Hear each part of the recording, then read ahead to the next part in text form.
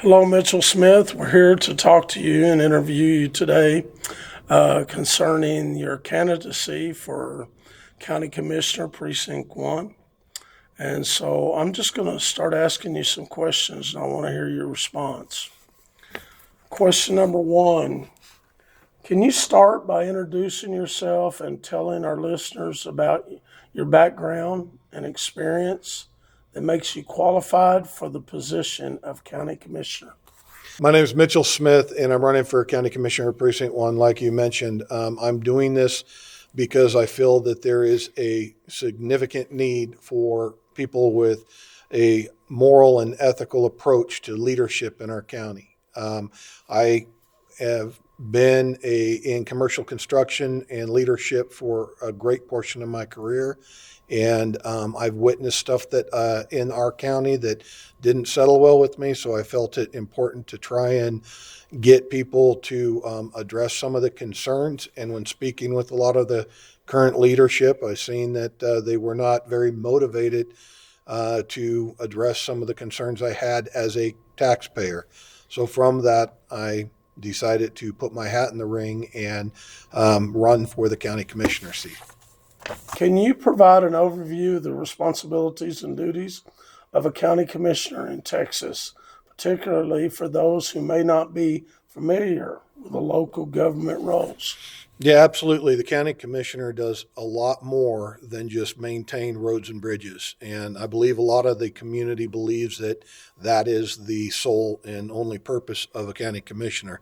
The reality is every county office, every budget for every county office runs through the commissioners for approval or denial. And anything that comes up that should be questioned should be coming from the commissioners for review.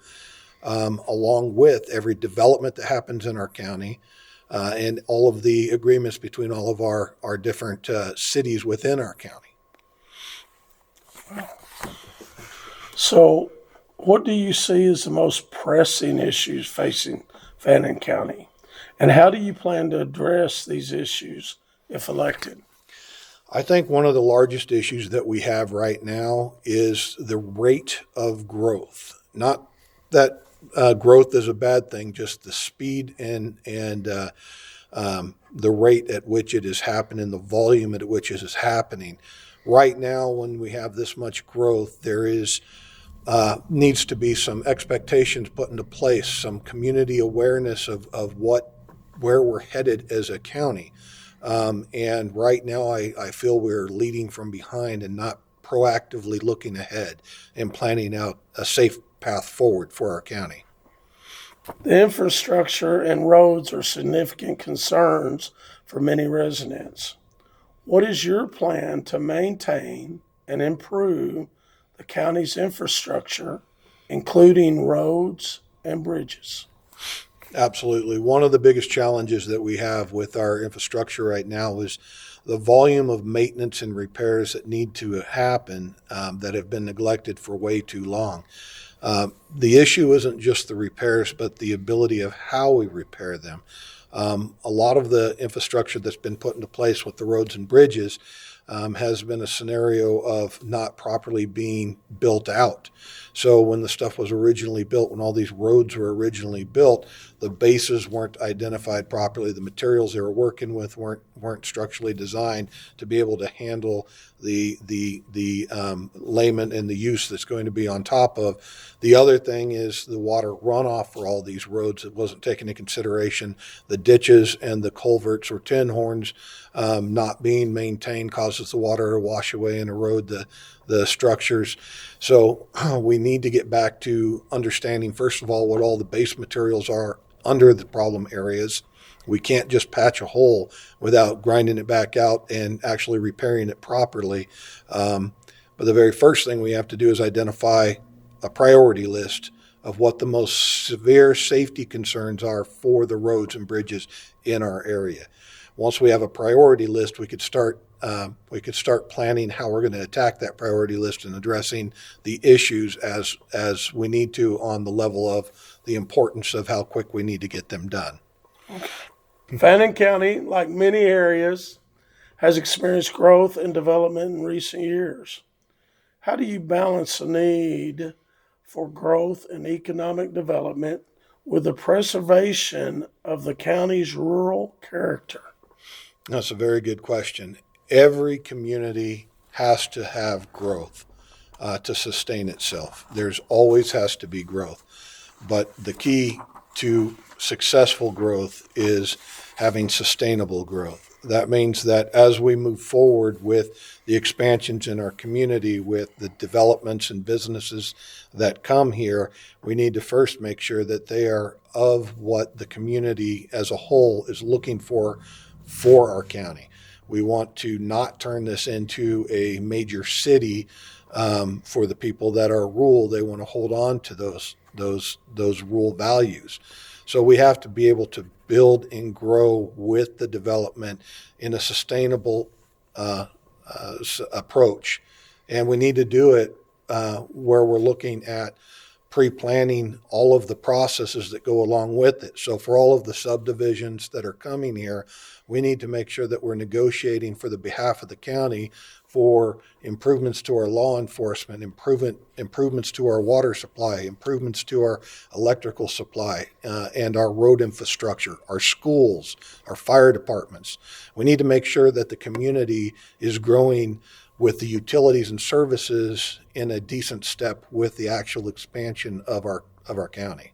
Let's look at budgeting is a critical aspect of county commissioner's role. How do you plan to ensure fiscal responsibility and transparency in the county's budgeting process? That's one that I like to talk about quite a bit because there's so many things that, first of all, it's a right of information for anybody to look at what our county budgets are and where money is being spent and what they're being spent on. But there's no real checks and balances past that. How many people are actually having the ability and time to dig into some of this stuff? Right now, as a Fannin County taxpayer, I sit in the county commissioners' meetings and I listen to the different community groups, the sheriff's department and everybody else running their budgets in front of the commissioners. And all you always hear is yays or nays when there's discussion items that need to come up from the community on some of the line items from these different organizations within our community. And the commissioners' court is supposed to be the avenue where the public gets to hear, where the commissioners are looking in to the detail of these budgets and asking the questions. We don't get that. We don't hear that. We don't see that. I don't see that sitting there waiting for why are we choosing not to purchase new vehicles for the police department? Why are we going ahead and approving purchases for pickup trucks for the commissioners? Where is the value for our community? Where is the best spent money for our community in those processes? We need to look at the budgets publicly, identify concerns and questions that the community has. And when the community steps up and does speak up in a commissioner's court and has a concern about something, we as the leaders in that position, when I get elected, we need to stop and listen to actual concerns of the community and address those concerns and not dismiss them. That's one of the most evident ways to identify that we are being transparent with what we're doing and how we're operating. Environmental conservation is a topic of increasing importance. What steps do you plan to take to protect and enhance the natural resources of Fannin County? Natural resources here in Fannin County are the wildlife and a lot of the grasslands and stuff in our area. The lakes are also one of the most popular areas for our environmental interest. One of the greatest conservation programs in the country is our fish and game and our permitting process for hunting and fishing. With sustainable programs through the fish and game, that's how Texas has been such an amazing hunting and fishing location. I will do everything I can to help support those organizations in that growth. Fannin County has a diverse population. How do you plan to represent and address the needs of all residents, including those from diverse backgrounds and communities? I am a biblical constitutional conservative. I believe in everyone is equal. We are all human.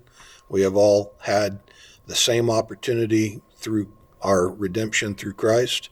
And I believe that there is no difference in skin color or background when it comes to that. Everyone needs the same opportunities. Everyone needs the same support in moving forward in their personal life and their personal growth. Public safety is paramount.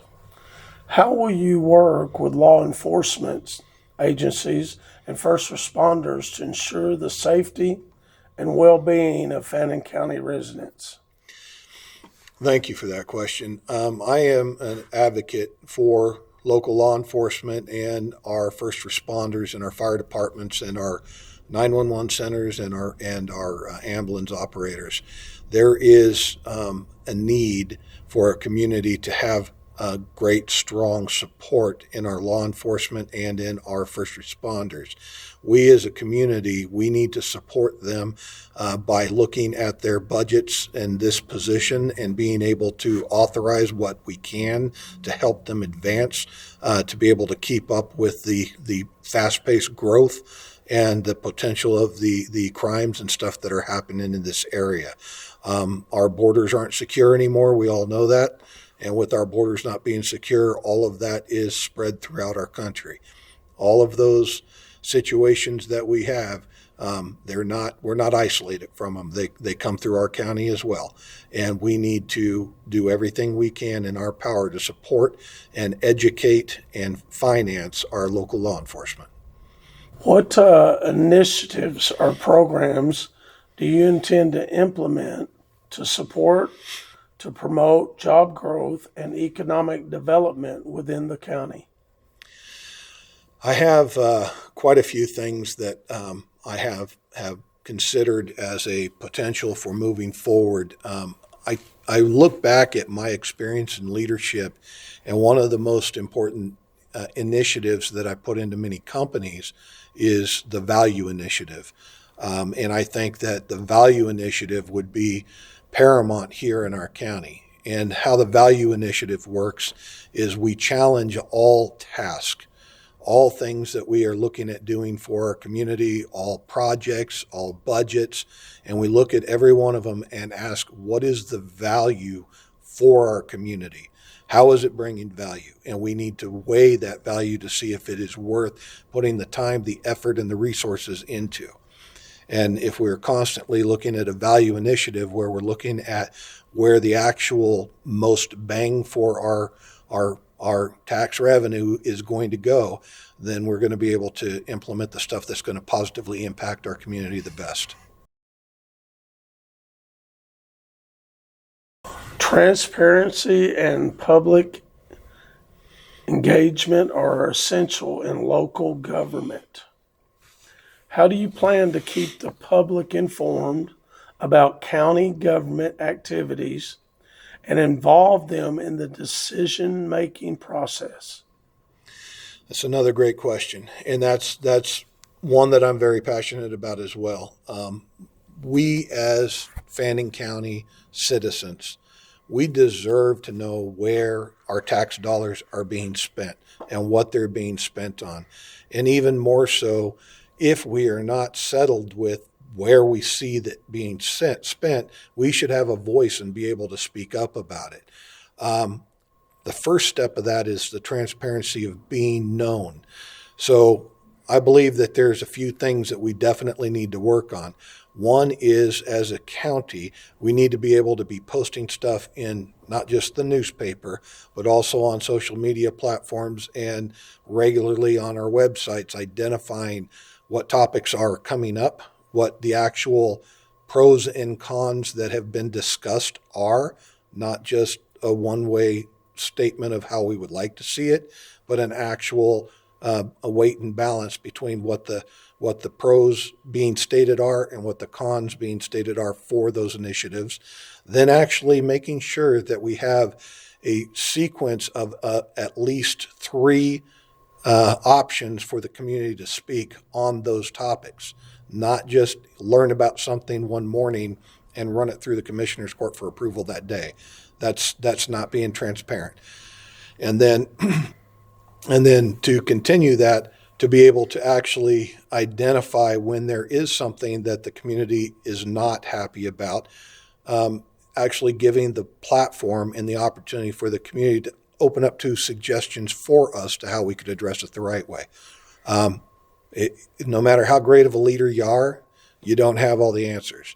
And if you can't reach out to the community and get their input and listen to it humbly and look at why it would be good or not, then you're not going to be an effective leader. Wow. So your community awareness is going to back your leaders. That's correct. It has to. Awesome. Fannin County faces challenges related to healthcare access and services. How will you work to improve healthcare access and facilities in our county? So there's some initiatives right now in Texas trying to bring the development of medication into our state. Whatever we can do to work with our federal and state governments to find initiative programs to help bring the opportunity for those businesses to come to our area would be a win in not just the medical supply for us, but also it would be a win for the potential for employment for our local people. That's just one of many things. I believe there are many programs out there throughout our country that are being used where they're initiative programs from the county governments, sometimes tax incentive breaks and stuff like that, to help promote that type of industry to be welcomed into your community. So anytime that we have medical equipment manufacturers or drug manufacturers or anything of that nature that we can potentially offer up an opportunity for them to come here and flourish, then we need to seriously look at that as a community and consider the options. Can you share with us today your vision for Fannin County in the next 4 years and the legacy you hope to leave as a county commissioner? Well, I believe that there is a lot of stuff that can be accomplished in a short period of time. The first thing is changing the mode of operation of how things are currently done. And I believe in leading by example. I believe in being a ethical and moral leader and communicating with my team and with the community on a very transparent level and really motivating people to be involved and looking at the future of our county for not just our current citizens, but also the youth and the people that are coming here, and seeing what we can do to build a strong community. My desire for my legacy for the 4 years, for the first 4 years and possibly an additional 4 after that at max. All right. I believe in term limits, so I don't want to be here till I retire. Right. I believe in getting in and setting a precedent, helping getting the direction going the right way, motivating people to operate the right way, looking for ways to strengthen the transparency and accountability for our community, for all of our leaders in our community, for our community to see that. I want to be the individual that has a legacy of righting the ship. Given your relatively recent residency in Fannin County, how do you plan to bridge the gap between your newcomer status and effectively representing the interests of a longtime residents who may have deeper roots and connections in this community? There is quite a mix of people in our community, people that have been here for multiple generations and people that have recently got here within the last 20 to 50 years. Right. And then some of us that have been here a little shorter term, about 6. But there's a big spread of people in our community. And as the community grows, we're going to get more of a spread between the difference of people that are coming here. I believe that there are only a few things that bring people to this community. Or I should say, there's only a few things that identify why people are in this community. One could be that they inherited it from generation after generation of living in this area. Then you could have somebody that strived and searched and sought to get here. And then you have those that that are new arrivals. I myself, I wasn't lucky enough to be born here in Fannin County. My wife and I searched for an area in our country where God was still relevant, where family was still relevant, and where the American dream was still real. And when we came here, when we visited here, when we met the people here, for the most part, the people were amazing. God is still relevant in Fannin County. There is a lot of opposition against that trying to come here, but he is still relevant here in Fannin County.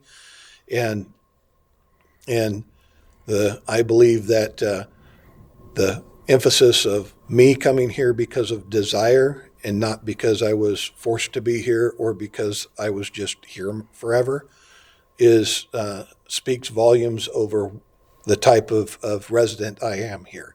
I'm not here because I have to be. I'm here because I chose to be. Right. Have a passion for this community. A major, major passion for this community. Wow. And like I said, the rest of the country that we visited and checked all over the place, God's not relevant everywhere in this country right now. Mm-hmm. So when we finally found this, we arrived, we found what we've been searching for so long, and then to get here and start to see it start to be chipped away by the same stuff that we had witnessed in other locations, that's why I'm fighting for this. And when you talk about God, are you talking about the value system that is here? What are you specifying when you talk about God? You know, you're the first person to actually ask me that question, and I greatly appreciate it. Where we were at, we were in an environment where, when I was younger, there were churches everywhere. There was ministry everywhere. There was even tent revivals quite frequently in the area. But due to political policies and restrictions on churches and allowing other groups to come in, it really put such a burden on the churches between the tax rates that they were being nailed for the properties in the area, and for just the overall burden for the community, for the churches in those communities to actually get the support, that they started fading away. A church that was starting to do well wanted to expand, and the local government didn't authorize their expansion plans. Those type of things happened to the point where, by the time we left the area we were at, there were very, very few churches, and the ones that were there were either the mega seeker-friendly churches, where they were curtailing more to the community's social club than they were curtailing to the biblical teachings of our Lord and Savior. And for me, that was a problem. I believe that when you attend a church, when you attend a ministry, that you should have your spirit challenged to keep you on the straight and narrow and to challenge you with what steps you're growing in spiritually.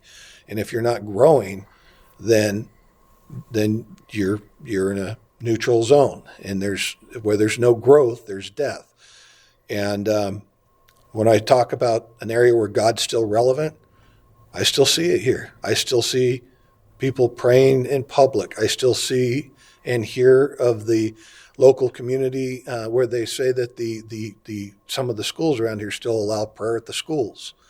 The fact that during the holidays, like Christmas time, you can actually still see nativity scenes and Christian music playing in public restaurants. That's not where we were at. That's not allowed where we were at. So God's still relevant here. He still has a voice that is being heard and shared here. And it is under attack. And that's why we need to fight to help keep it going here. You've been vocal in your opposition to your opponent's plans for approving large-scale suburban developments in Precinct 1. Can you clearly articulate your stance on this issue and explain why you oppose these developments? Yeah, so I want to be clear. I don't oppose development. As I had mentioned earlier, I believe in sustainable growth. Also, it's not just in Precinct 1, it's across our entire county. It's not just our county, but surrounding counties as well. Growth is essential. It has to happen. If it doesn't happen, then communities fail and fade away. Growth has to happen. The key element here is it has to be sustainable growth. We have to be able to keep up with our utilities and services in step with the level of growth that we see. What we do not want to do is turn us into a complete bedroom town where we have 50, 100,000 people that live here but travel out of the community every day for work. And then we end up having our local stores not really reaping for, any rewards from the development, where we don't have, where we have the community that really lives in the surrounding cities and just lays their heads in their beds here at night. What that does for us is that would create an environment where we would have crime issues from these vacant homes during the day with lacks of law enforcement to be able to keep up with it. It makes it prime target for the people with ill intent, and we don't want that here. We don't need that here. We don't want that anywhere. So if we're going to build developments and stuff like that, we need to also look at what we're doing to bring employment here.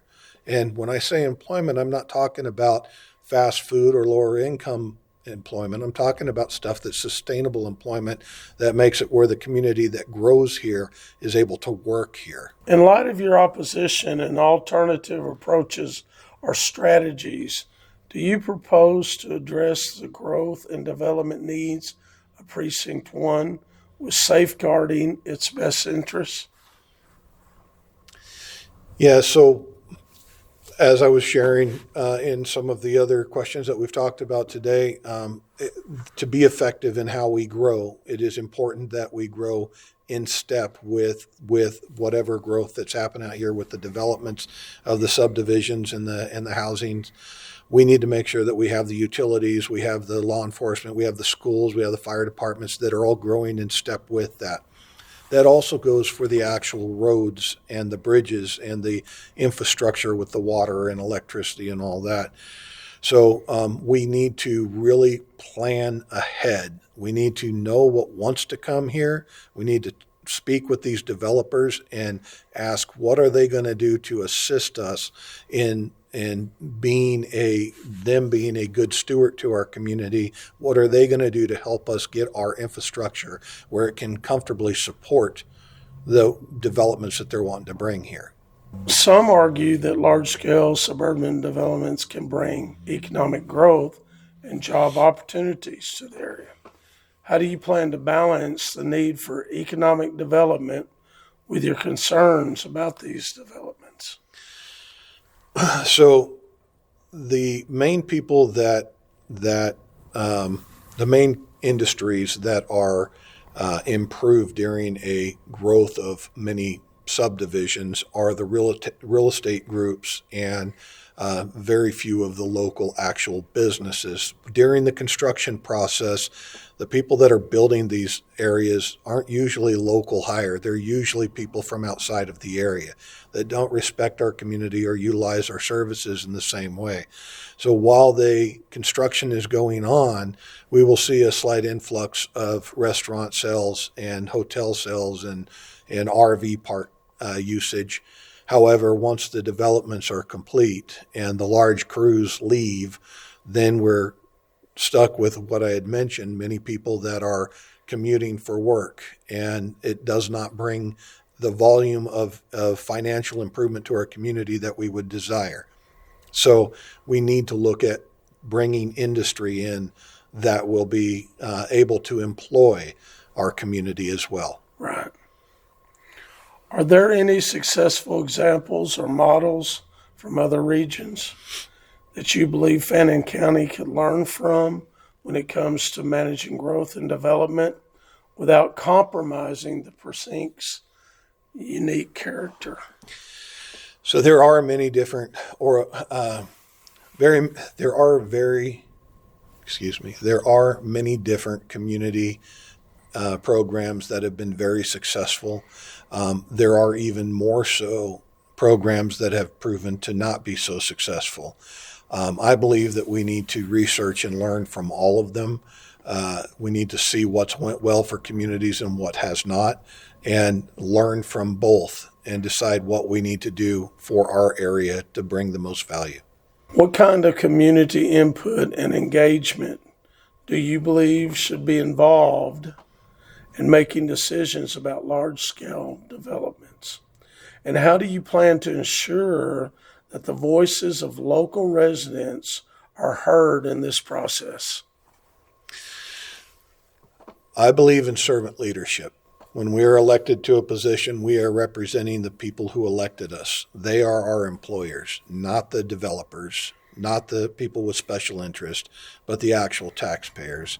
So any development, any program, anything like that that they want to expand in our area, it is paramount that we have our local citizens aware of what is intended to come in our direction and get their feedback through the open court process at the Commissioner's Court. Open that up, let it be known well in advance that the conversation is coming forward, and get the citizens to be involved in communicating their concerns for it. Now, one of the issues that we have with that is Commissioner's Court is held on Tuesdays at 9 o'clock in the morning, and it goes for a couple hours sometimes, and it's also on Zoom. Many people in our community work during that time, and makes it very infeasible for them to be involved. So they have to wait for it to be reported on in the paper later, or if they have a time to pull away from their busy lives to see what's going on, then they miss stuff because it's difficult in the way that it's laid out. I believe we need to do a better job as a community at letting the taxpayers know what's coming. Utilizing social media, utilizing notifications. There's avenues we can use to communicate the process better than what we have. If elected, how will you work with local planning and zoning authorities to implement your vision for responsible and sustainable growth in Precinct 1? The zoning and regulation suggestions that have come out of the Commissioner's Court has been quite a bit of contention for the last couple of years. The people that live out in the country, that purchased out in the country, enjoy the freedom of not being overregulated. But on the other side of that, we have the people that are abusing that freedom and making it difficult for some of the other residents that live around them. Zoning and regulations need to be very limited. They need to be in the best interest of the community, not for any special interest. So whatever is going to be of value to the community as a whole, that's what we need to look at. And working with the zoning and regulations for the area, the first thing we have to do is identify the actual where we're going to put zoning, on what topics, in what areas, and then how are we going to enforce it? We have to look at how we're going to enforce it. Are we actually going to employ inspectors? Because currently we don't have any. We have regulations out there now, but we don't have anybody enforcing any of them.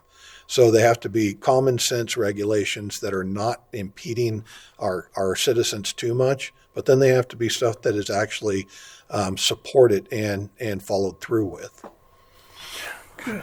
Well, Mitchell, can you provide examples of specific policies or regulations you would advocate for, or changes you would propose to ensure that future development in Precinct 1 aligns with your vision for the community?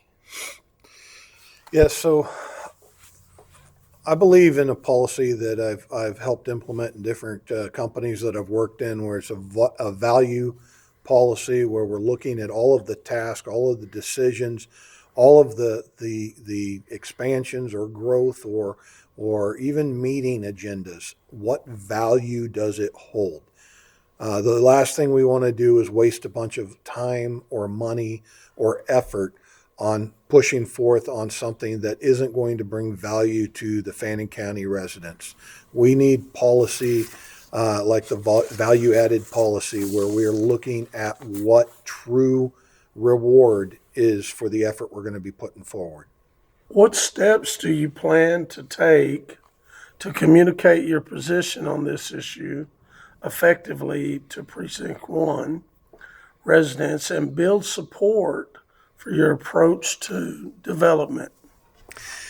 So open dialogue and communication with our community is first and foremost. The more that we are truly transparent in identifying what our proposed plans are for the future, what our proposed expansions or growth or any of that, the more we are transparent with the community and the more that they are involved in the decision making, the easier it is for the buy-in to move forward, because ultimately, as a servant leader, it shouldn't be my initiative. It should be the community's initiative that we're pushing forward with.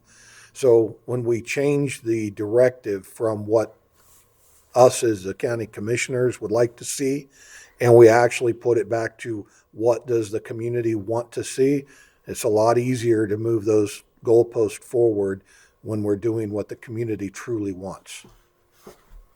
In the context of your opposition to large-scale suburban developments, how do you plan to collaborate with your fellow commissioners and other local government entities to achieve your goals for Precinct 1?